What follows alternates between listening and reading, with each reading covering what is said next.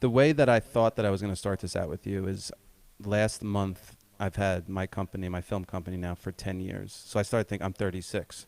So I went, I started this company when I was 26. Like, what was I thinking? And then I started thinking about you. You became mayor at 19. You need to get a life. What were you thinking Yeah. at 19? Like, did you know at 14, like, this is going to be something that I want to do? No. You know, the funny thing is, becoming mayor at 19 wasn't the big decision. That was almost kind of logical. It was running for the Village Board of Trustees the year after. Or the year before, excuse me. So I was At like, 18, you mean? At 18, yeah. Well, and again, yes, okay, fine. So I was the young. I like saying this. I was the youngest elected official in the history of the state of New York, youngest elected official in the country. I was interning for my state assemblywoman, not necessarily sure what I wanted to do with my life.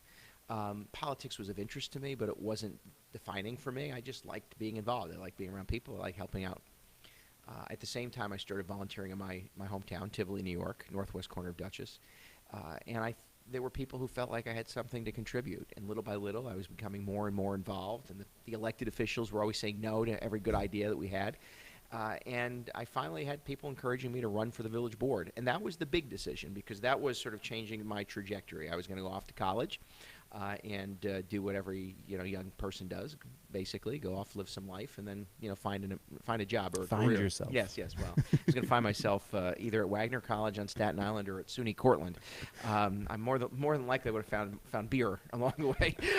But that said, I decided to run for the board, and that was the big decision. I said, you know what, I'll do this, and if I lose, I'll just go off to school. Mm-hmm. In a four-way race for 2 seats, I ran for and was elected to the Village Board of Trustees. And that became sort of the change for me. And I fell in love with this concept, this thing of public service, the real, the ability to influence your community, the ability to be a voice for the people that you represent, the ability to make a difference in other people's lives became very, very powerful to me. The mayor had served for 20 years, decided he was going to retire. He and I got along really well. He gave me, opportunities. And like what happens in most communities across the country, the mayor says to the village board, any of you want to run? And so in 1995, as a 19-year-old, I ran home and asked my mom if it'd be okay I run for mayor of Tivoli. And there it was. I was elected.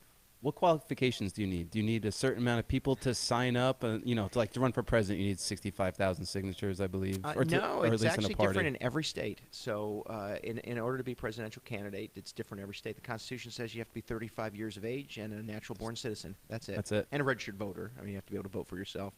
New York rules, unless there's some specific change in particular towns, but New York is you have to be an 18-year-old. You have to reside. You have to be your own elector. So basically, you have to live where you can vote for yourself. And that's it. And so, the requirement is nothing. But I'd argue that in order to be a mayor or a village board member or a county executive, you should have some, understanding of the way government works or doesn't work. We've seen the extremes of people who have no idea how government works becoming elected officials. And you know what? Some do okay and some don't. But for that job, it's 18 years of age and a voter.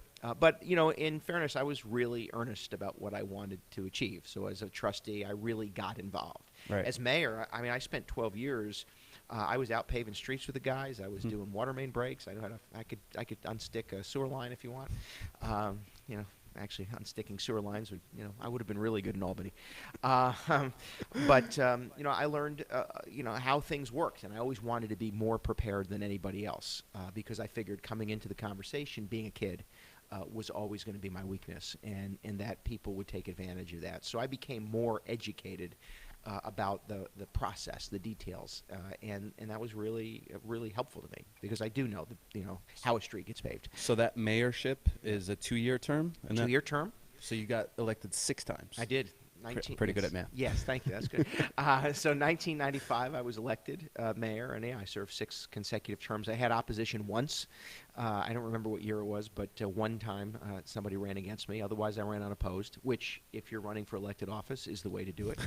I always like to tell people that 89% of the voters showed up in that election, and I got 92% of the vote, which only makes me feel good. So as village mayor, I served 12 years. In 1999, I was elected to the Dutchess County legislature and was able to serve concurrently. So the only 2 jobs you can hold at the same time, county government and village government. And I was a village a village mayor and a county legislator at the same time. What is different about being, I mean, it sounds like a lot of hands-on stuff. What's different from being a mayor to a county executive? It's just the proximity to the people. You know, there are a lot of county executives. Well, there's only 18 of us in the state of New York. There are 62 counties. Most don't have this kind of government. Only 18 do. So there's only 17 other executives in the state. Most county executives like to say that they're like the governor of their county, which isn't true. We're more like mayors. We just are. Just the nature of what we do. We don't have the same sort of latitude a governor has. And we are closer to the people if you choose to be. In fact, those who think they're more like governors as county executives end up becoming too separated from the people. So the difference between mayor and executive is really proximity.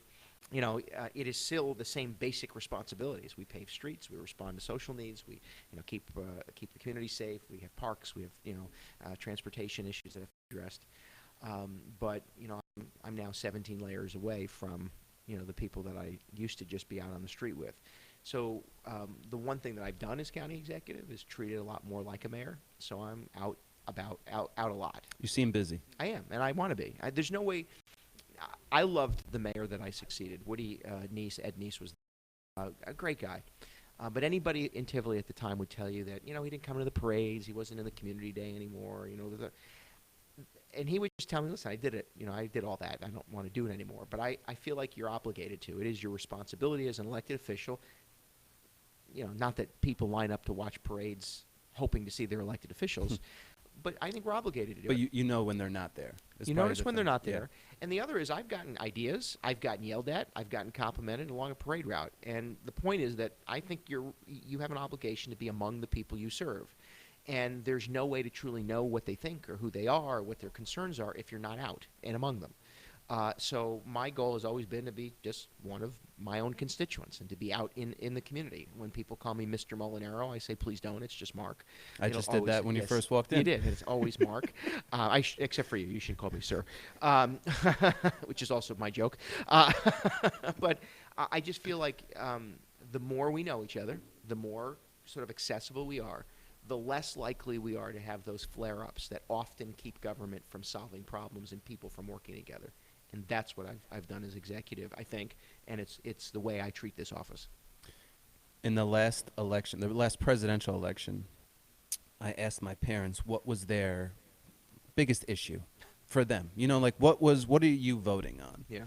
And they said immigration. And I was like, what are you talking? I was like, because I drive around a lot, and I'm like, well, what about all the roads? My dad's like, roads are fine. And I'm like, I don't know if you've been driving lately, you know. But my issues were so much different than theirs. Like what I was going to vote on, they didn't even care about. You know, remember, even 8 years ago, it was probably national security was the hottest item. Like once you had that, you were pretty much gold. This is my long segue into for Dutchess County. Yeah. What do you think? Because you were just talking about hearing back from people. What do you think their biggest issue is? Well, you know, it's funny. So your parents were one of the 30% who probably were motivated to vote on a single issue. Yeah. And that was their issue. Most other voters vote on personality or candidate. And then there's the geek voters like me that kind of, you know, think it all. I shouldn't put it that way. Consider all of the things that are concerning to me. But that's because I sit in an office where I have to be concerned about, you know, everything. I don't have one job, right? I don't just monitor bridges. My job is social services. It's mental health. It's streets and sidewalks. It's jail and security. So when I go to vote for somebody, I'm thinking, well, who's that? Who would I want to be making those decisions for me? But a percentage of the population vote on a single issue. So to your question, if I ask 10 people in Dutchess County what their issue is, but different single issues, and the other 6 will say, I just like it, quality of life and things of that nature. I think the things that drive voters in Dutchess are taxes, without question, but that's because we live in a high-tax state. You may have mentioned a few times last year, and it's still true. We're the highest tax. You have to remind me. We know. Yeah, no. Some will probably say jobs, but jobs is taxes. I mean, we may not make the connection, but lower taxes, less regulation generally means a more robust economy. It has other issues that people were concerned about, but so I would say it's jobs, it's taxes. I think some would say the environment. I do think that it is a driving conversation at the moment. Meaning, even in a local way? Yeah, because we see the damage of of climate change, whether you accept that or not as science. We know that there is something going on that's changing weather patterns, etc. I accept the science, but there are those who don't. But still, we see the damage. We see something going on. And therefore, when there's an emergency, when there's a hurricane that's unusual, when there's a series of tornadoes that are unusual, who responds first? It's not the federal government. It's not the state government. It's your village and town and county government. That's fair. Yeah. So people do that does motivate them into voting, and opioid and heroin addiction, drug use. Those would be in my book, what I hear from residents are maybe the top four for county government. If you ask anybody on the street what their concerns are about anything, they're going to be different. But for county governments, I think that's what drives a lot of voters. And then the rest is quality of life. The people who accept we're in the highest tax state in America. I just want a good quality of life. And if you can, make my parks good, my community safe, and my kids can grow up and either get a job here or move someplace else to get a job, I'm okay with that. And so that's, I think, what the rest of the voters pay attention to. And I believe I don't know, I don't think you did. It was just Westchester, right? We went up by a penny in our sales tax? Or was that all of us? No, it was just you. It was Westchester County raised its sales tax. They even celebrated it. I don't know why, but nevertheless. I mean, I told people, because everybody, the next day it was like, oh, our taxes went up. And I was like, it went up by a penny. Yeah. Well, the only thing is, it does sound like it's going to generate a lot of revenue. It does. It does. And sales tax, listen, property taxes are regressive by nature because they assume wealth where there may be none. Then again, property taxes can, reflect wealth, right? You have a larger home, larger square footage, higher assessment. You're paying higher property taxes, and there's some connection. Right. Sales tax, everybody pays. Everybody pays regardless of income. Now, you can choose what to consume and what not to consume, but some people don't have many choices. I mean, you still need to buy gas to get to a job. You may still have, you still obviously have groceries and food and clothing. Those things all have the same sales tax. So so it's a penny to some people, but that penny gets multiplied when you have 2 or 3 kids and you're trying to balance a checkbook and you've got your low moderate income. But yes, your sales tax went up. Mine didn't. So those of you in Westchester who want lower taxes should come to Dutchess. The only thing that I heard that was nice about it, and you should get out of Westchester, quite honestly. I'm in northern Westchester. I'm moving out. Yes. Like my family slowly moved. My my great grandfather from Italy moved to Harlem, and then went from Harlem to Yonkers, then Yonkers to Mahopac. Yeah. Mahopac to Fishkill. Yeah. Mine were New York City. I don't know where to Yonkers. I'm from Yeah. Yonkers. Oh, are you? Yeah. Mount Carmel Church. We probably have a lot of. All my family's from Yonkers. Yeah. Well, and the they're either Italians cops lived in it. Yeah. Well, my uncle was a detective with Yonkers PD for a number of years. Retired a long time ago. Not that long ago. He probably wouldn't want me to say it was that long ago. My other uncle worked at a school in Mount Vernon. In fact, was just recognized for when he retired. But nevertheless, yeah, we're from Yonkers to Dutchess. Nice. Yeah, my parents met in Yonkers. I got so many family members who are police officers or lieutenants and all that stuff. So Yonkers is all right. They have their own issues. They do. Yonkers is funny, though. I mean, there's a church, there's a bar, and there's a Spano at every corner. Go ahead. It's your show. So for what this is what I was going to say. I didn't know this about Westchester and I was going to ask you about Dutchess because somebody told me Putnam doesn't do this, and maybe you can explain this better than I can. But Westchester's sales tax they share with the county and disperse it. Yes. Putnam County does not. The sales tax, the county just keeps it, right? Yeah, it's the other way. Well, yes, Putnam, you're correct. Westchester, Dutchess does as well. We collect sales tax and then we distribute a portion to the municipalities. So that's good to know. By the way, it does. And sales. Listen, I'm a proponent of sales taxes as opposed to property tax. So long as the sales tax produces reduced property taxes.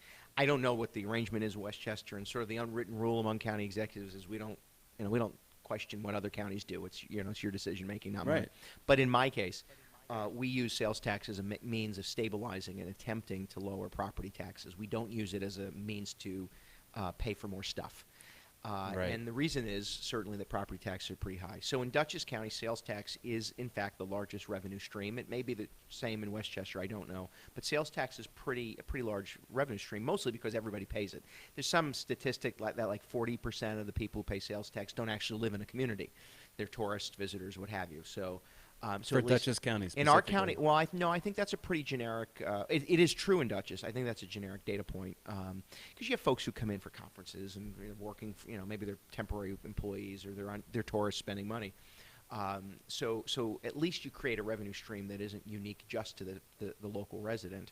And again, sales tax, grows pretty steadily.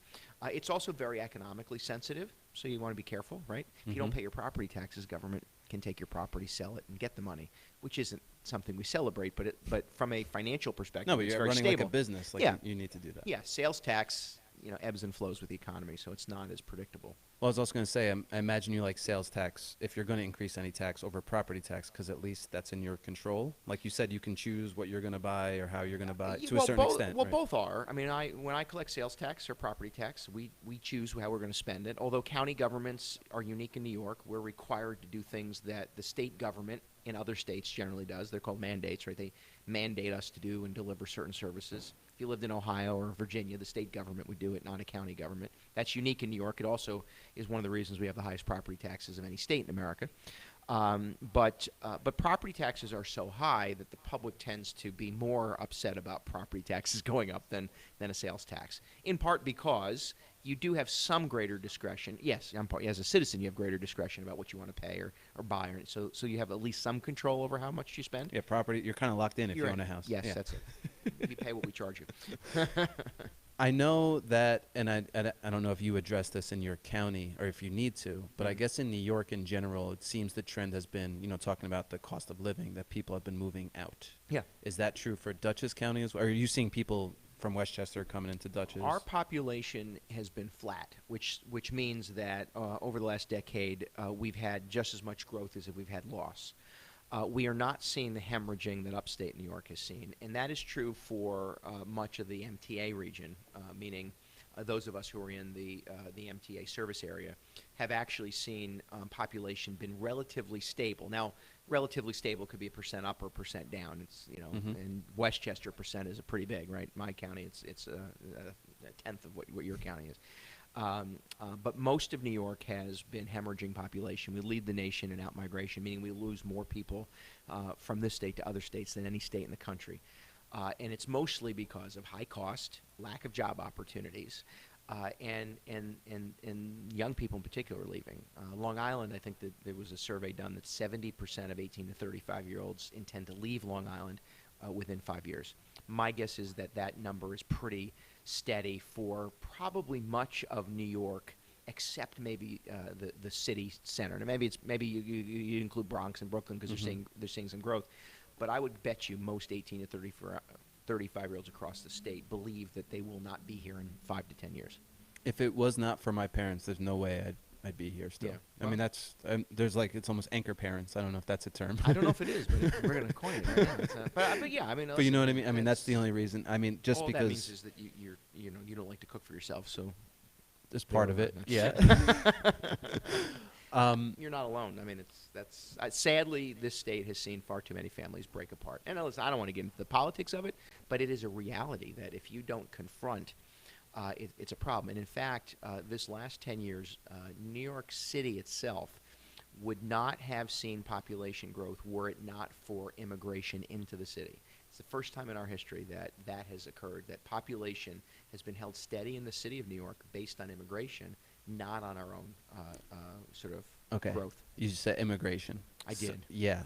Is that legal immigration? Well, in fairness, I don't know. Yeah, it's whoever's counted. And we know now that we're counting people regardless of status. And you're not talking about migrants. You're talking about immigrants from another country. Well, I just want to be clear about it. No, I am. I think I am talking about immigration. Yeah, I think the state. I mean, some of the numbers are a little rusty for. No, but that's kind of scary. Yeah, it's pretty substantial. Yeah. If you think about that, like, so what does that mean? If you change immigration, does that mean New York City could? Well, what that means lose is population. Well, it wouldn't grow at the rate that it's grown. And that's fair. But the number is such that the city has not historically the city has grown with immigration, not because of immigration. So in a general sense, because obviously immigration right now is a hot topic. Yeah, understandably, yeah. And even with the last, I don't want to call. Sorry, I have these other keywords that I do not want to call it an invasion. The caravan. Yeah. With the caravans, how long does that take? If you have 7,500 people that are coming through the border, to claim asylum or whatever reason, how long does it take them to potentially reach New York? And is that where they're coming from? Like how much? The general New question York is how. City, you mean? Yeah. Well, where we are in No, I mean Westchester, New York. Putnam. Listen, there are a lot of ways that people get to New York City, New York as a whole. I will say that legal immigration is a much bigger driver of population shift in the New York State, and that's, by the way, that's legal immigration and then also temporary work visas, etc. Right. This state is a receiver of employees, laborers, and citizens from other parts of the world legally. As part of the legal process that's been established, we do see a large population because of that. I couldn't tell you. I couldn't tell you how long it takes to cross the Mexico border and end up here.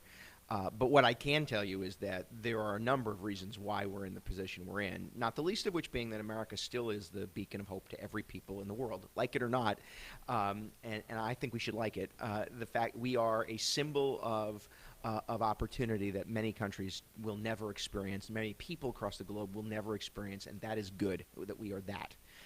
The other is the crumbling. 100%, by the way. I mean, everything, because it becomes just a line that I'm sorry to stop you, but it's really important because it seems like to me, I know in some of my friends, peers, like you're almost like afraid to be patriotic, and do you know what I mean? No, I've sensed it, and I don't know when that happened. Patriotism, like my laptop has the American flag over there, and with all 50 stars. And is there? I never even counted. One star for every state, my friend. When I see people look at that, it's not like I don't. It's like, why does this need to be a conversation? Like, it's because they're. I'm just proud to be an American. That's all. Because they're defining it in a way. They're defining it by external influences instead of what I mean. Patriotism means different things. Somebody is a patriot if they protest their government. That is an acceptable patriotism, understanding that the reason they get to protest that government is because this government protects their right to do so. I don't want to be corny, but think about it. 244 years ago, the entire world lived under monarchy, period. Yes. The leaders of the world were selected, in their opinion, by God, and that therefore they were agents of God here on the planet directing their citizens. And 243 years ago, a ragtag group of people who you couldn't put together in a room if you organized it yourself. I mean, a TV sitcom wouldn't have these people in the same room. Come together and they say two things. One, that is not how governments are created. Governments are created by people. People are given inherent rights, and if God's involved, and I believe he or she is, but some don't, but if God's involved, it is that he gives you rights, and those rights are then protected by a government. So we assemble that. The other thing they said was, we know we're not perfect, but gosh, we're going to try. We know that there's certain unanswered, there's certain promises that we're making today that are yet to be fulfilled, but we know that we can get there, which the biggest glaring offense was slavery at the time. And the debates they had at the time they're very honest. Mm-hmm. It was sort of like, we have two choices. We can lift the light of liberty, knowing that we have these blemishes, and horrific blemishes they were, in the hopes that we can fix them, or we just give up and go back and King George can govern again. And you could argue which is the better option. I think what we got is a better option. So anyway, there are external forces or definitions that people use for patriotism. Patriotism is not xenophobia. It is not racist. Patriotism is a belief that where I live is something worth celebrating. It's clear and simple. And I think that we ought to hold on to that, because if we're not proud, not arrogant, but if we're not proud, it makes it more difficult to fulfill that perfect union that we set off to all those years ago. I'm not talking about being a nationalist. That celebrate my nation. I celebrate the ideals that my country were founded on. Yes. I celebrate the fact that in this country I can sit across from a table from somebody that maybe I do or don't agree with and have a conversation, not knowing full well the government's not going to come running through that door to shut us down. I celebrate a country where, quite frankly, if somebody doesn't want to celebrate the country, they have every right to do so. And the person they work for has every right to fire them. I mean, that's just the way it works. We all have that sort of protected right. That's worth celebrating. And I'm not sure why we think that that's not. But here we are. We got off on a tangent. No, that was good, though. I'm just glad that we talked about that because, again. I feel like this is your therapy session. Well, I can't afford it, so I got to have people in like you. No, I mean, that just, it shouldn't be uncomfortable to wear the U.S. colors. That's all. I mean, it's just that shouldn't be like a... Right, but I agree with you. And then to people who maybe look more like me, it shouldn't be offensive to us that some people want to criticize their government. That, in fact, is a celebration of patriotism. And it has always been the brake and accelerator that has kind of balanced America. And it's my right to turn off the TV if I don't want to watch that person. And it's my right not to go to that show or that football game because I don't want it. That's my right. I don't give you my money. And it's the right of the management, the ownership group, to make their decisions too. That's their right. That is all protected. There are countries right now that are trying to limit your freedom of speech because they believe that it is undermining their government. Yeah, damn straight it is. That's the point. China still does it. Yeah. I mean, they just had their anniversary of Tiananmen Square. If you Google that in China,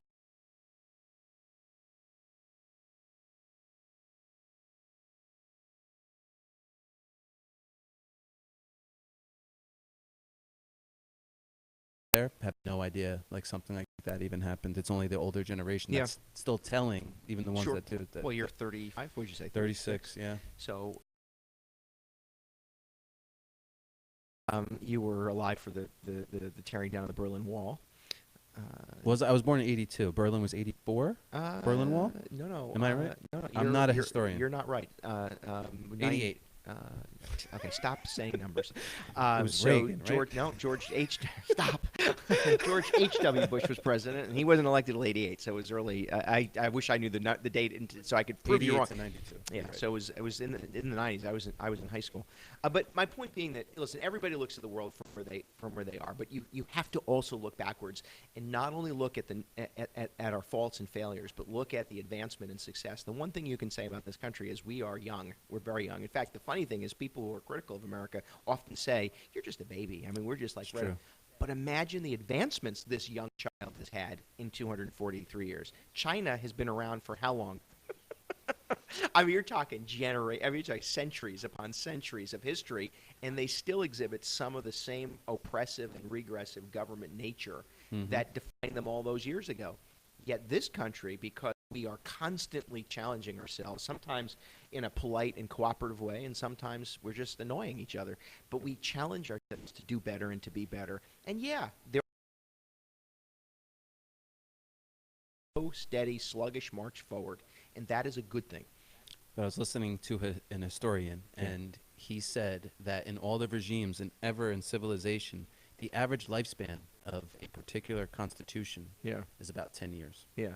Oh, think about it. I mean, Italy throws away governments every week. I mean, that's, You even say it was young, but our constitution has not changed. no, So 240. yeah. No, but I mean, maybe there's been yeah. amendments. Well, there have been. But I mean, the fundamental where you talk about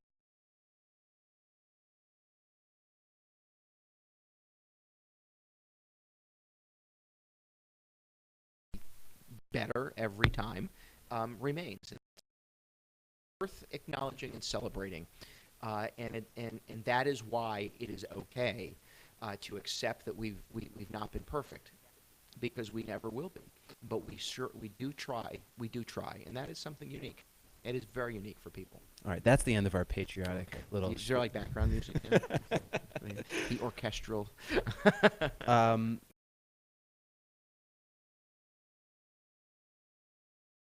You wanted to talk more specifically. What we have seen over the last several generations, both political parties, both branches, meaning the legislative and executive branch principally, seemingly don't want to solve the problem. They want to have the problem around to use for political benefit. There are solutions to our immigration crisis that need to be addressed and can be addressed in a way that's productive. Yes, there ought to be Is borders. some of it as simple as just enforcing the laws that are in place now? Some of it is, but the other is that because of failing governments and because of the opportunity that exists in America, we are seeing people come from places where it is not as, let me put it this way, because I don't want to sound at all nationalistic. It's not my intent. There are certain populations that more easily assimilate into the American culture than others. It's not to say that we shouldn't welcome those. It's just to say that creates sort of an initial kind of... It's not as a big of a jump for them. Correct. Right? Yes. I mean, the Italians had a hard time coming to America because we didn't speak no English. Probably just offended Italians. We don't get offended easily. Yeah, no. I mean, well, yeah, the only movies they make about us were in the mob. And I don't hear any Italians complaining about not it. that many. But you should worry. So the fact is that we are welcoming people from different parts of the world where that transition here is more abrupt and confrontational, and that's challenged our system. So that's different. So they're failing countries, right? So we have these numbers are coming in, and our system is slow and sluggish. And America is as a government is slow and sluggish on everything. But when it comes to dealing with new immigrants, we don't have a clean process to easily naturalize. Hmm. And it's not to say make it so easy that there aren't rules, but there needs to be an orderly process that allows us to both process people in, protect the country, protect the people, and help an individual, sort of come to this country and functionally succeed. And by the way, right, with Ellis Island? We have, but don't get it wrong either. I mean, listen, there was a line, but you worked through it.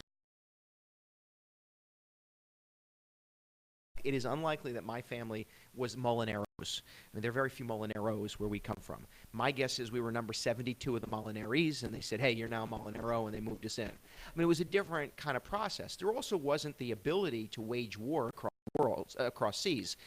So the security concerns were not the same, and you weren't coming off a boat with a bomb, right? And if you were, you had to light it with a match. So I mean, Do you think that's what it is? A lot of them just making sure these aren't no, it's extremists or terrorists. Listen, it's a lot of everything. Yeah. I mean, don't fool yourself into thinking it's just one thing. Right. It's everything, and because the world is now smaller, the ability to more orderly complicated. So there's that, right? And then of course we have a workforce problem in America. Well, I was going to ask you, let's go right there. Do we have room for let's figure out the process, right? Because that's going to be a long. I don't even know if it'll get done in the next year and a half, right? It probably won't. It won't. It'll probably get pushed to 2020, 2021. Well, that's what every year they say. The next presidential election is when we're going to It's deal with 25, 24 years, I think they said about the immigration I mean, laws. in fairness, Reagan was probably the last sort of major. And there are people who like what they did and didn't like what they did in the 80s. But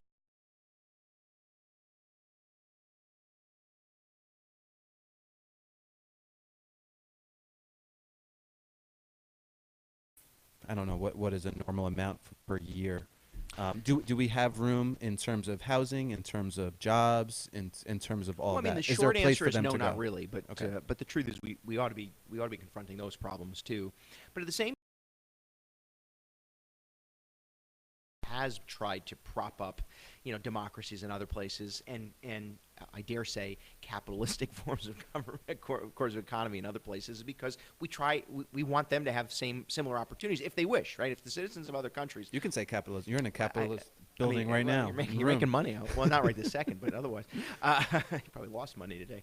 But the point being that we want stability and opportunity in other countries so that they experience the same freedom. So we're not the same kind of attraction as is necessary, and there's safety and freedom, etc. So I mean, there's a little bit of that. Where we are today is, we have a crumbling infrastructure. We have education opportunities available to everybody equally. The workforce, we have a workforce. We have jobs, but not people to fill them, or we have people to fill them and not the jobs. And those things have to be confronted for anyone who's already here, naturalized or otherwise. It needs to be confronted in order to have an orderly system. But we ought to be focused on creating we ought to be focused on fixing the problems that face America today. Now, we're talking about big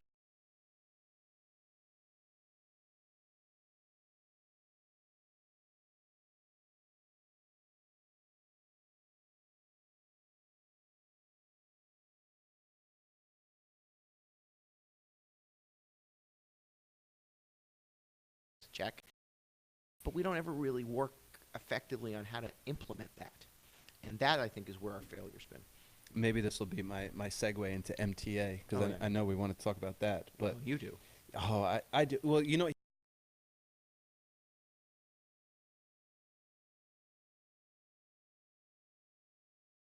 but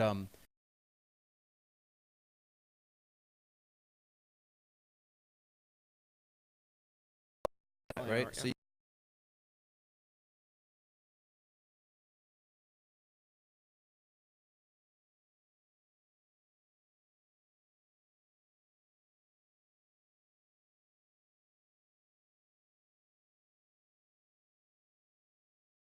but I'm just saying with daily taking trips. The problem I have with the MTA, forget about stuff not working, because I don't think that happens that much. It happens sometimes. Yeah. When was the last time we balanced the books? Well, that is. That's the revenue No. thing, right? It's a spending problem. It is, and so my argument has been and remains that government needs to be financially. Watch you stick close to the mic. Government needs to be financially honest with the people that pay the bills, and when you're not and there's a lot of levels of honesty, but when you're not financially honest.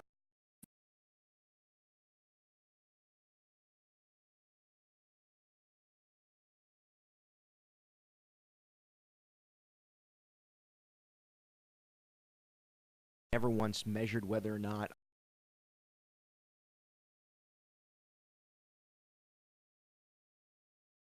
the MTA is broken. It is a bloated, broken public authority that has been allowed to consume a lot of money and not produce what we pay for. I have found that most New Yorkers would almost be comfortable if listen, we pay the high taxes and we get the best of everything. There'd be something to be said about that. But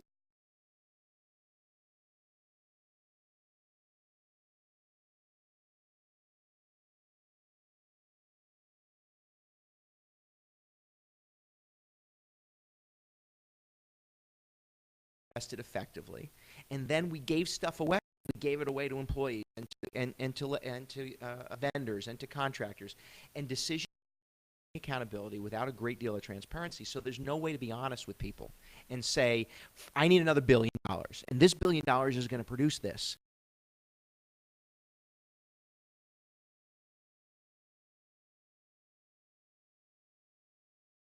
Need more money? I explained to the taxpayers why we needed more. I mean, had I been and explain how it is at this point, I mean, open and honestly, not, one press conference and wander away, or I'm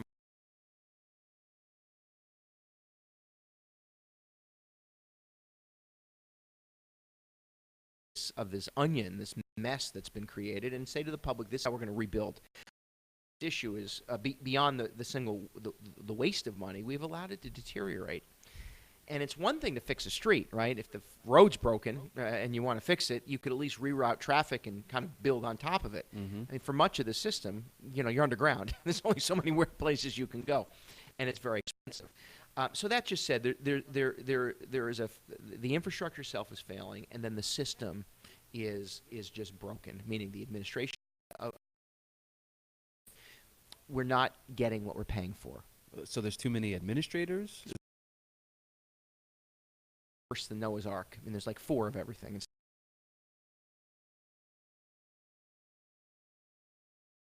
governor is proposing a series of some restructuring, and I can't say that I know exactly what it is. That's not me being snide. I just haven't paid that much attention. But it needs you need to sort of break it down and build it back up again, and put people in leadership positions where they're accountable, and then demand transparency. Transparency is the one thing, whether we like it or not, that keeps government honest. Now, the public wants transparency when we want to hold people accountable. We don't want transparency when we start to see our own dirty clothes. But in both cases, we need the transparency. That doesn't exist. So with that, let's say you were governor. Let's not go there. No, with the MTA, let's say you could have it your way. Is your proposal to make it private? Yeah, no, I don't think you could ever just because they wouldn't have the right motive? Yes. I mean, listen, there are some who say, well, you can privatize but require them to do certain things. Well, then it's not privatized. Yeah, right. And therefore, what's the point? The transportation systems that work across the globe are public, but they have private partners to do certain things. I mean, everything is public. And the system, again, I would have broken it down administratively, empowered certain people to be in charge of certain things, and then demand a degree of transparency. And by the way, not be uncomfortable as the elected official with that transparency. A lot of times politicians don't want you to see what's behind the curtain. I do. I want you to know what's behind the curtain, because when it breaks, I need to be able to explain to you how I'm going to fix it. But what we've done in this state consistently, and what government does all the time, is create divide between people and their government in the hopes that you stay uninformed. And the more uninformed you are, the more likely you are simply to pick. I just don't think that's healthy. Did that make any sense? It made so much sense. Yeah, yeah. I just, what still doesn't make, I'd have to see running a business. I can't spend, as a business, I can't spend more money than we make. Right, but you don't have the ability to force people to pay for stuff. If I don't want your product, I don't buy it. The MTA doesn't have that problem. The MTA has 8 separate taxes. You pay for them in Westchester, in your mortgage tax, in your sales tax, gasoline tax. You pay for it on your cell phone. I think you pay for it in cable. I could be wrong, but you pay for it in your cell phone. We know that. You pay for it with a vehicle registration fee. You pay for it in payroll of $2.5 million or more. That's 7. And which one is there's another one. There's one more, but nevertheless, 8 Just separate. for a bonus, Yeah, I mean, we'll throw this one in. 8 separate taxes to support the MTA, which, by the way, is also dishonest, because then you're never able to judge where the money's coming from and who's paying for what. Yeah, and you do pay for it in your income tax because the state of New York subsidizes the MTA. Well, and the other part about not being, I guess, honest about things is, and I don't remember this was before I was born, but when they made the bridges and they had the tolls, because that MTA, right? No, different Oh, that's things. different. Yeah, so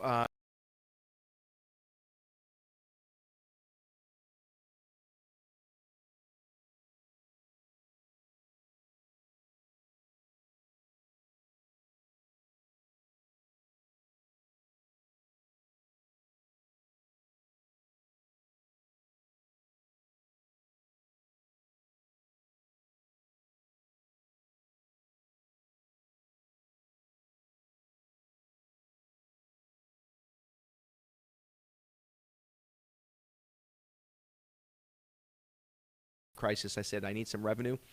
We put in a tax that was temporary. It was actually only 90 days, and we used it, and we turned it around, and it was gone. My point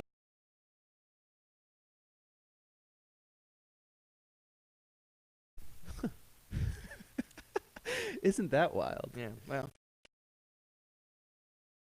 most of the time. Yeah, I just feel like people think they're lied to a lot. Well, they are. People are skeptical, especially when it comes to Congress, government.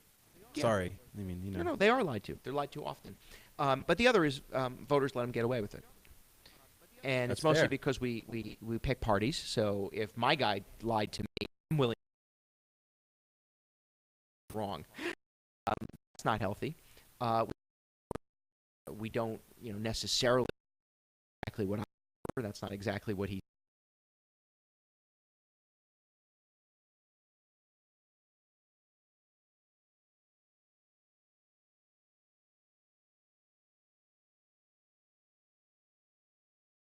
Just all this information. Now we're just picking sides.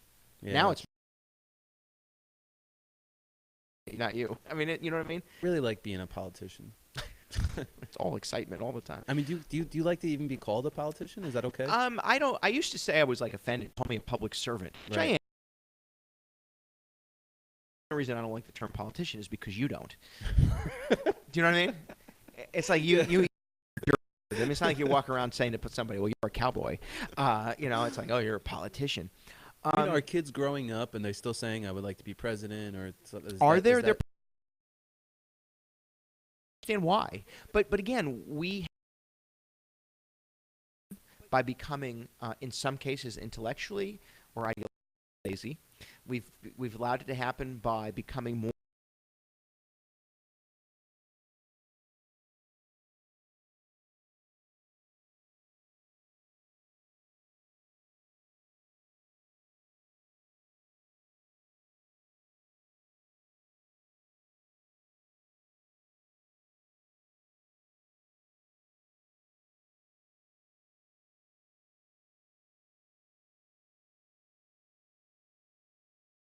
It's easier to hide in that neighborhood, and that's just not healthy. It's just not, and I suspect it'll crash on it.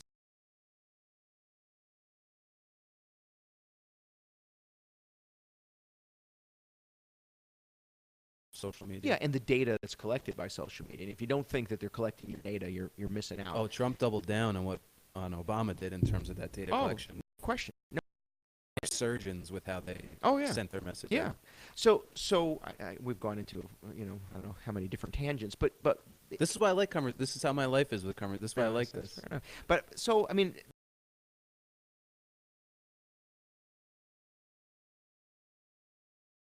things I like solving problems,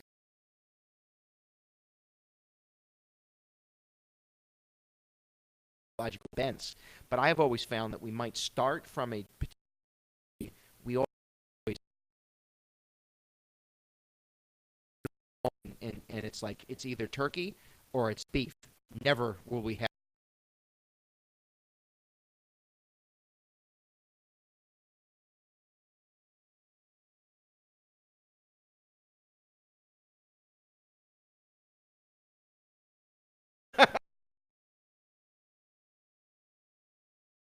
No, but any good healthy relationship is based on a willing somebody else and the and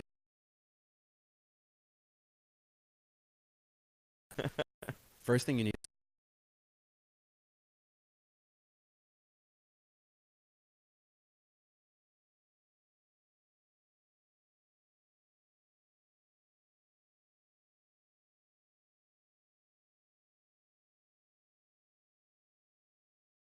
but I learned this from my wife.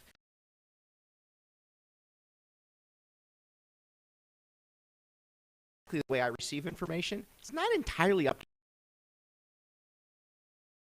me. If she's being pleasant, but it comes as being a little bit pointed, it's not her fault. It's my fault. So communication and politics.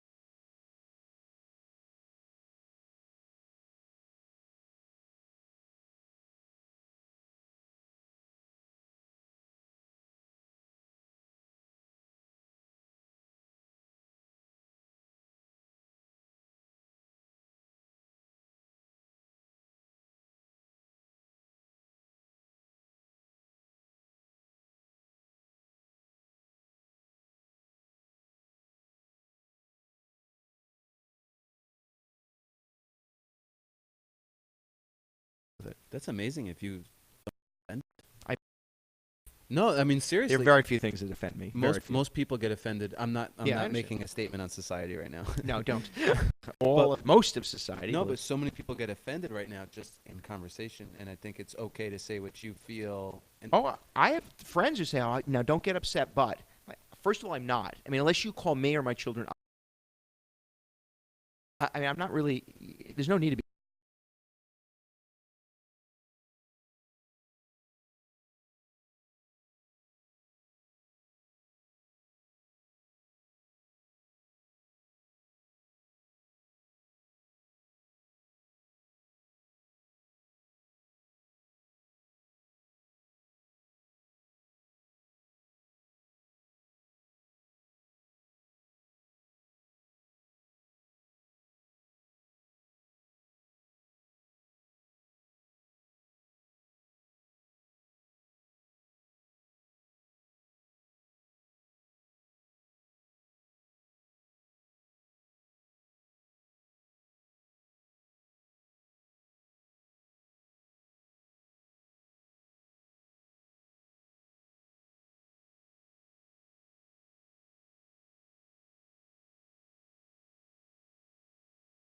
you don't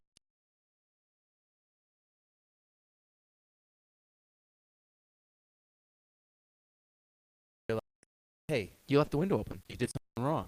Yeah. Just like I was about to say, just You can't say that. I,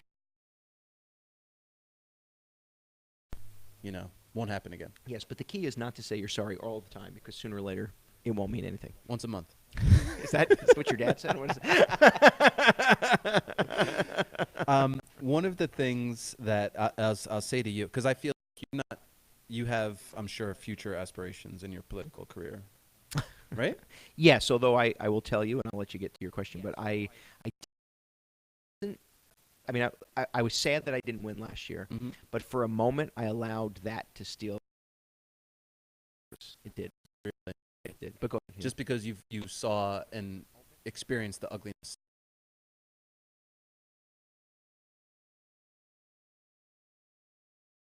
Isn't it's just not what I think it is. But I've gotten it back.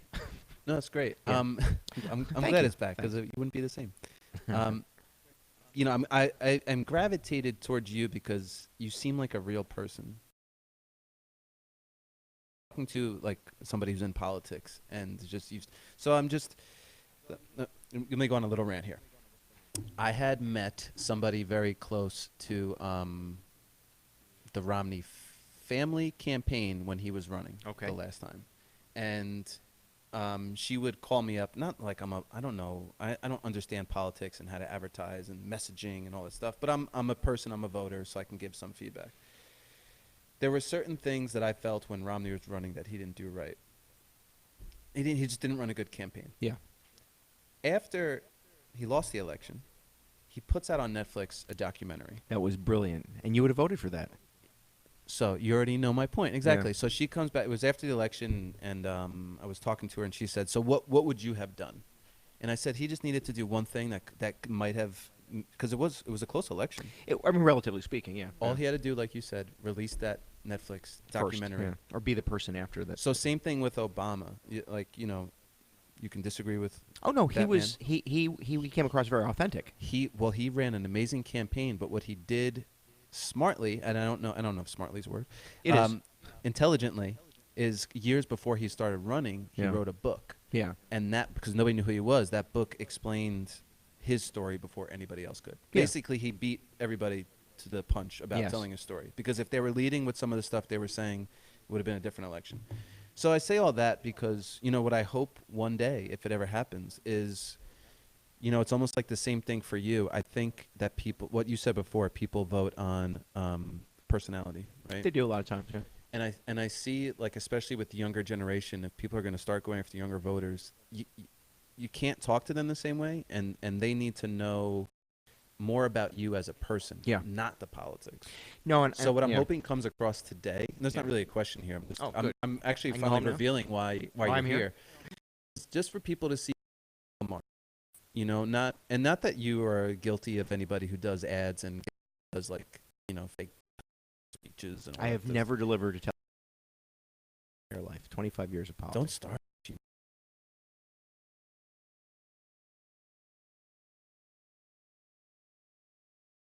Shuts off. I don't say random things.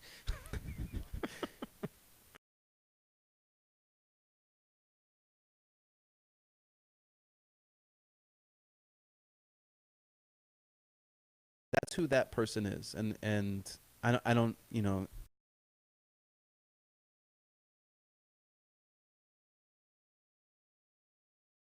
Don't fool yourself into thinking that you're voting for a perfect person. Once you definitely not. accept that, and Yeah. I'm not saying but once you accept that, then you feel. I mean, it's like if you're looking for the. But Hey, relationships. yeah, that's right. Yes, that's right. No, it is. And You're by the not- way, and democracy, whether it's a republic or a democracy, it is that kind of relationship. You're not being given somebody. You have to choose that person. Is never going to agree with you on all things, and you're if they representative of your belief or at least willing to accept your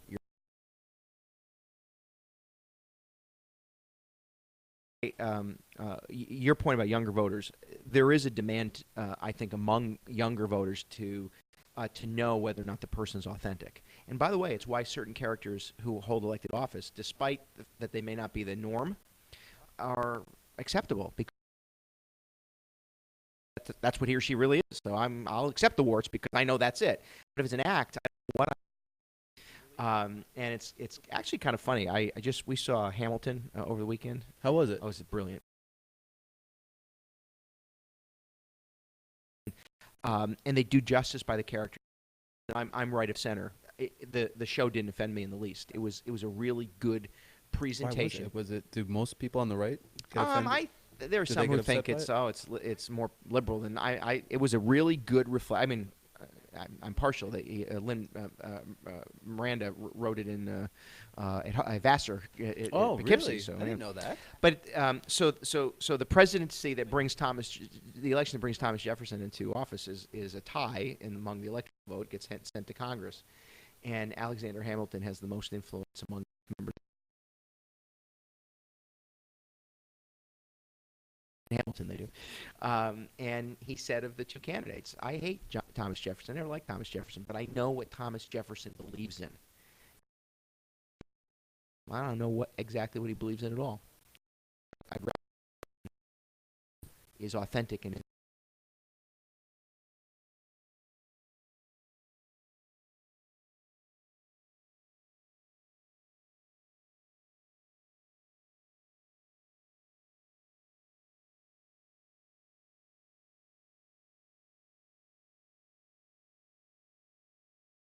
public.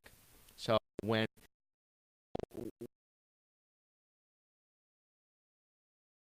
that's just the way I think it is, but I think you have a right to. So many people from going into politics. Just the Well, personal life. there's two reasons. One, the public jumps too quickly. I mean, listen, nobody. The governor didn't need to do and say the things about me that he did or say because he was likely to win. It was also unfounded. Well, that's the other. I mean, listen. I mean, come on. It was I mean, basically untrue, but it was a way of leveling. But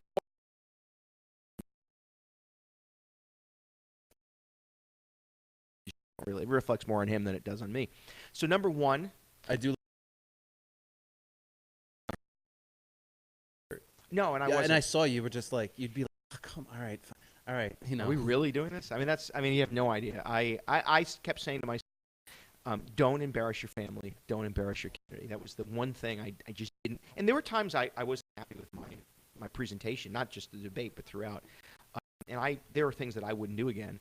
But I will tell you, again, I think that the reason some people don't jump in is because the public is very quick to attack, right? We don't say we want perfection, but if you're not perfect, we start to circle. You know, it's like blood in the water.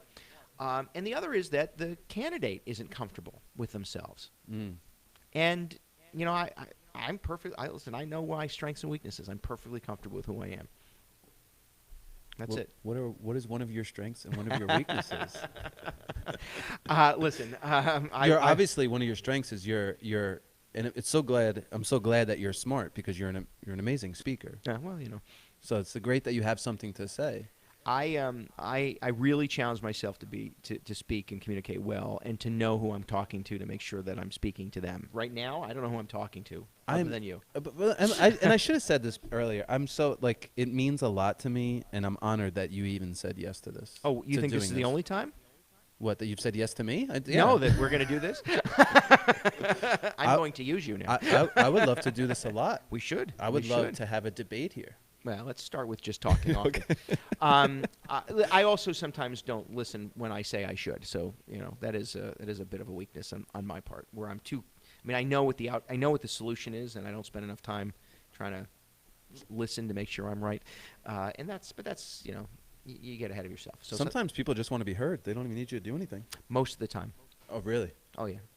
Yeah, and that's true. Most of the time, the public or the people you work for or work with just want an opportunity to be heard. And now I think the real key is to make sure they know at some point that you've actually listened. There's a difference. But you just repeat something in the story, right? I mean, that's what you have to bring something up. No, that doesn't work in marriage, just so you know. They said Bill Clinton was amazing. He had a photographic memory of people's names. He does. Anytime I met the man twice in my life. And he remembers you. In whatever year Chelsea got married, in Rhinebeck, New York, he gets out of a car, didn't see me, and he's walking to whatever event they had, and I said, Mr. President, and he said, Marc Molinaro. What are you one doing? Fact or something. Usually he remembers your name and like one fact. It was really impressive, and there was no reason for him to remember it. He was good at it. But I mean, I don't do it like, hey, look at me, I'm a magician. No, I remember the one thing. I think it's important that people know that you're listening. So, what'd you say? What else are we going to talk about? I know there's. I have something that I want to finish on because you probably got to go. I do have to go to work today. One of the things we'll end with this. Yeah. I think it's something that means a lot to both of us, but I can explain. I think I started explaining to you the last time you were here. It's just this whole idea of mental health, which I think goes into drug abuse. So maybe we can overlap some things, and then we can close on this. This is why this means so much to me. About 7 years ago, my brother Eddie went missing. He was bipolar, schizophrenic, went off his meds with advice from his doctors because he was on lithium and other stuff. He couldn't even function. He just couldn't put things in alphabetical order. Just bad. Hearing voices in his head, he thought that I was climbing into his apartment at night, stealing his music, making millions of dollars off of this. Were you? Well, that's why I'm here. That's why I got That's this right, podcast. But I mean, he boarded up his windows, and, Yeah. and it was crazy. So one night he texts me, "Hey, I need you." I said, "I'm too busy." Next day he was gone. 2 days later, I'm filing a missing persons report. Hmm. That's 7 years, Yeah. right? So it crushes me because, in talking to my dad and family, so forget about the one person for a second, because obviously my brother's battling demons or whatever is going Yeah. on in his world. There's a whole family of us, and Italian families tend to be big. So Mhm. there's 50 to 100 of us who keep this. I don't talk about this often. So this is for whoever sees this, that the people close to me might not even know that I Yeah. have this brother and all this thing. So I thought this was a good opportunity to bring this up, because first of all, there's not a lot of help it's getting better for families Yeah. who have someone that they know, just to support for them, but also a clear way to get somebody who we know is mentally unstable. And then this goes into so many things: drug abuse, owning a firearm, Yeah. and things like that. So the mental issue, and I don't have an answer, and I'm gonna do a documentary. I don't know when I'll start it, but it's gonna be me on a mission to find my brother, and Yeah. it'll end when I find him. Yeah. But it'll just be a story to bring people in to be like, okay, really, what can we actually do? Yeah. And I don't know how government can help in this process. I'm sure you've seen this coming for years now. Yeah. I mean, listen. We as a society have treated mental illness not as an illness, but as something else, and so Like we acting up, yeah. acting out, sort of thing. Oh, anything. I Yeah. mean, you go back generations, and it was, oh, you're possessed, Or you're cursed, Yeah. right, yeah. So, so we bifurcated, we divided. I love that word, but I love using big words yeah, that's sometimes. nice. I I like said multi. pontificated yesterday. Well, that's a good one. I like multisyllabic words. And then somebody said, "What does multisyllabic mean?" I'll have to Google that one later. um, uh, we compartmentalized physical from mental health generations, centuries ago, and then government, further institutionalized, and I intentionally use that word, the two, so that mental health was never treated as physical health, and physical health never treated as mental health or full body health. So we have two systems of healthcare, and the one where we're better, and of course it's got its own problems, is physical health. But we have so diminished and sort of dismissed how we treat those with mental wellness issues, that we should be embarrassed.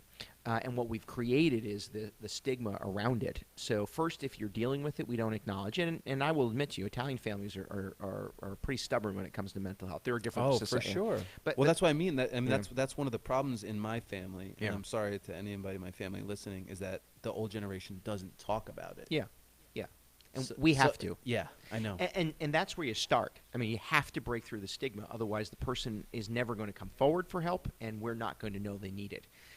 So that's important, right? So confronting the stigma. But I will tell you, when you match mental wellness with drug addiction, and drug addiction is an illness, it's a mental illness. It is the growing crisis of our lifetime. It is the public health crisis of our lifetime, and it is consuming too many people, both limiting their ability to function and/or taking their lives. Whether it's suicide or overdose, there are deaths that are occurring that either we don't acknowledge or own up to, and certainly could prevent. And you can't choose to ignore it, because you end up paying for it, Listen, in different ways. So first I will tell you, because I'm proud of what we do, in Dutchess County, there probably is not a county in America that has a more comprehensive toolbox to deal with mental illness. That toolbox needs to get used more, it needs to be dirtied up more, and people need to know the tools are there. But we treat it as a community and societal need, right? So we're confronting it wherever it is, and I can go through a litany of things that we do. But we all need to do that. I mean, government and society need to confront mental wellness with the right tools. You don't fix a TV with a hammer, and so mental illness is unique to the individual. I mean, certain physical body health, physical illnesses can be addressed sort of generically. Same for multiple people. But mental wellness is unique to the person. So we need to be better at that, without question, and making sure the tools are available. But then we also have to get bystanders, brothers, and I'm not criticizing you, but brothers and No. parents and others, to be there when the help is necessary. Right now, I'm going to say this to you, and I don't mean to be offensive. We but if talked he- about this. You can't offend okay, me. But if he called you instead of having a heart attack, you would not have been busy. Isn't that wild? You know, I Yeah. mean, I bring that up because it's something that I wrestle all the Yeah. time. I'm like, oh man. Now, maybe you didn't know how severe his challenge was I at didn't that know that he moment. was thinking about leaving that day, right? No, you didn't. And I used to spend time with him. It's not like I was that, but it was just, I was like, oh, like, you know what the problem was for me in my situation is that I was the help. Yeah. I was the therapist. I was the counselor. So one night I just said, I don't have time for this. Yeah. And there was nowhere else for him to go. So he Right. vanished. So I'm But not maybe gonna. there was somewhere for him to go. I'm not totally knocking the system. You No, know what I'm saying? there were places to go. I Sure. mean, he could have called somebody else. He could have called 911. He could. There are a lot of things. Now, again, mental wellness is his brain could have been saying to him, "I'm out of here."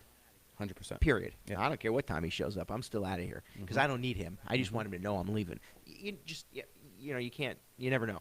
But I will tell you that we have spent a lot of time dealing with mental health, and it to start with acknowledging the dignity of the life and addressing the stigma associated, and transforming innocent and sometimes not innocent bystanders into active and engaged partners. So what I say to people is, if you know a family member has mental illness, you need to treat it as if they have cancer.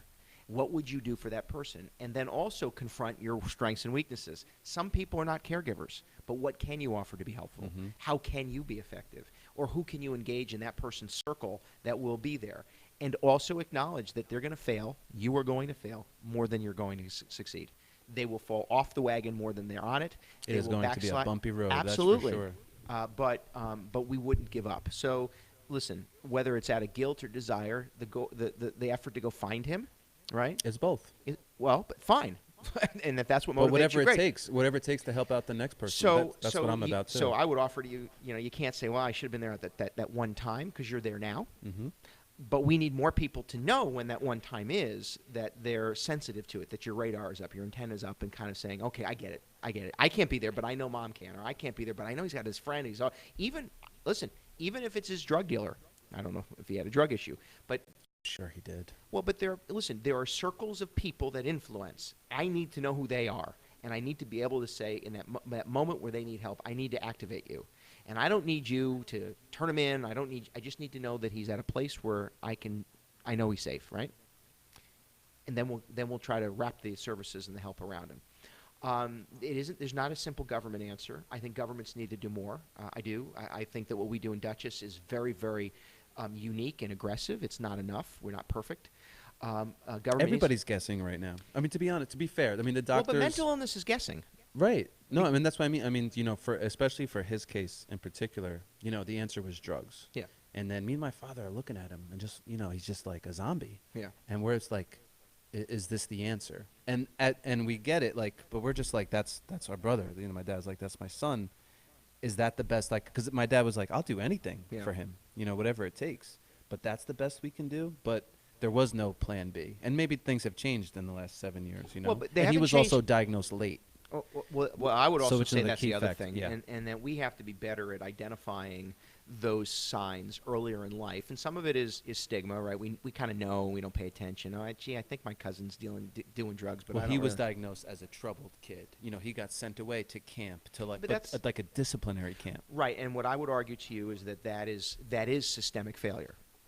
Totally. I mean, the people who are supposed to know are the ones that I mean, the parent doesn't know, right? I mean, some of the things that they experience, it's like, I kind of sense it, but I don't know. You're not the expert. But then there are other people in your life that are. I mean, teachers, and I hate to put, and it's not added burden, but Mhm. educators, camp counselors, law enforcement, they are to know. And their job isn't just to sweep it away or say, oh, we're going to pick that guy up again. That's the 17th time we've done it. Well, yeah, okay, so let's actively try to get the person the help they need, So that's systemic failure. And that's what we have to confront earlier on in life. And again, mental wellness, when identified younger, is more likely to be addressable, Mhm. but not without its frustration and not without its failures. And again, mental wellness is different than physical health. Your mind is telling you something.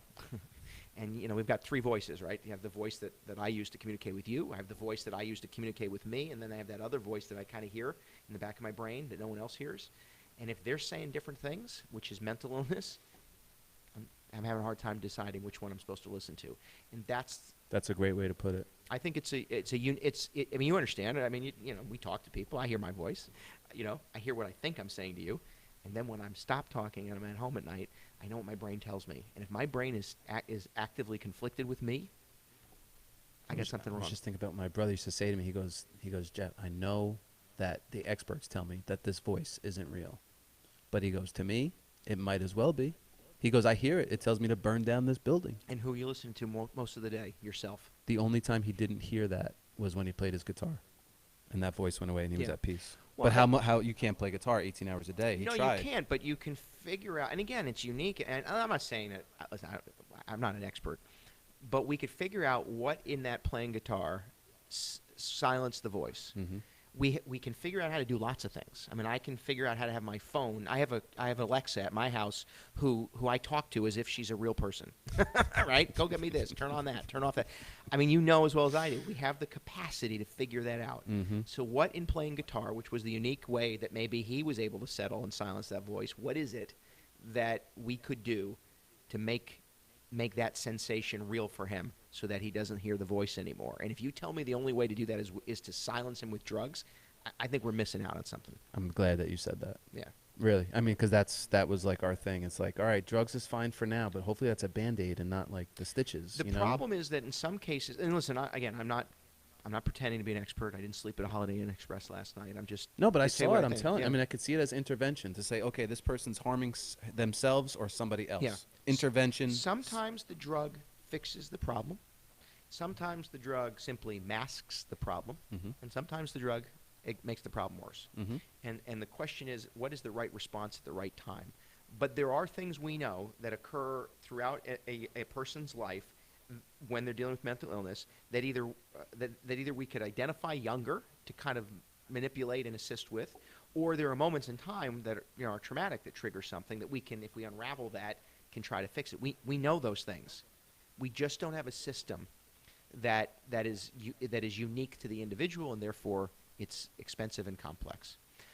But I will again say that societally, we all need to get back into the business of being sensitive to one another Mm-hmm. and how we confront that for one another. And that's why, again, like neighborhood associations, church if you went to it, community organizations, those were all things that were in people's lives, and we kind of all knew, but we're losing that interconnection, which makes it more complicated. I mean, we need those those interveners, if you will, to be alert and aware when somebody's dealing with a problem, and then know that there are tools to use. You're echoing something that one of my guests said on Tuesday, who you know. Oh, I had Sarah Ortiz on Tuesday. I do know Sarah. Yeah, Sarah's got a compelling message. She was talking about her story, and she was saying how she was like forging her grades because she was getting abused at home. Yeah. So what she was saying, and I'm not a teacher. Well, actually, I am a teacher, but not like I'm an adjunct. Okay. So I don't really deal with the politics of Yeah, stuff and well, reaching out to a yeah. parent. But she said, like, why didn't anybody ask me why am I hiding the grades from my mom? Yeah. Maybe it was because something was going on at home. And I think that's a fair question from her story. But yeah, so it's just the idea of like there are people in place who can be aware, who are, I don't know, maybe they aren't engaged as they should be. I don't know, but I would like to not blame and assign fault. So that's one of my weaknesses. Yeah, you will. You're quick to do that. I try not to as well, but Yeah, I but sometimes there. I yes, feel it. Yeah, listen, which is why I started on my sentence, because I'm like, oh, I'm starting to blame. How do I stop it? And Yeah. I can't. Well, but some of it is acceptable. Listen, we trust other people, and they're trained to do certain things, and they don't do that, and it's not acceptable, and to protect that is wrong. So there's no reason not to. But the other though is that we overwhelm the system, and the people we're supposed to trust have got 72 other things that they're also asked to do, like standardized testing, instead of being encouraging kids to be inspired learners. So there are reasons why we're failing ourselves, and I can't solve all of them. Oh, we didn't even talk about education. No, We're gonna I'll have come to back save again. that for next time. But I will say this when it comes to young people. What we do have to acknowledge is that young people dealing with mental illness or traumatic situations don't have learned behavior. They don't know how to communicate that problem. So they communicate in a way that they know how, which could be to act out. It could be to change my grades. It could be to do something that would be seen as not like, well, why aren't you just telling me that your parent hit you? Well, because I can't. I'm turning my parent in. My mother's supposed to love me, but she's hurting me. That's confusing. We have to get better at identifying that, seeing that, being receptive to that, and then working toward a solution. And that, I think, is where we all could do better. And the one place that we can really be more effective is dealing with young people, because it's the easiest. I mean, they're with us all the time. Kids are at school all the time. I mean, there's the ability to influence and to address trauma among young people more so than any other demographic in our population. At least we should try to get that right. You can end on that. Okay, fair enough. So are you pessimistic or optimistic about the state of politics, New York, America? I am forever. Here's another I know weakness. you're optimistic. I'm optimistic because I believe in the capacity of people to overcome. I do. I believe that we will see our way through stuff, and no matter how bad stuff seems, I believe in us. And I know that sounds corny, and somebody's going to say, "Yeah, right. What does that mean?" I am eternally optimistic, and perhaps you can fault me for that. Not me. Marc Molinaro, thank you for being on the podcast. Thanks.